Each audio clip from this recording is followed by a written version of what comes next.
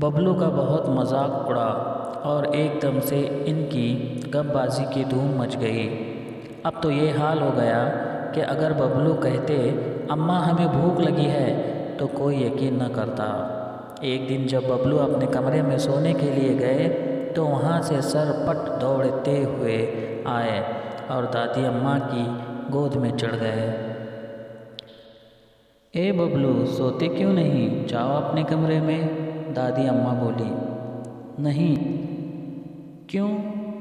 शेर? शेर? कैसा शेर? शेर इतना बड़ा जितने हाथ फैल सके फैलाकर बबलू ने नाप बताया। कहाँ है शेर? अब्बाजान ने गुस्सा करके पूछा।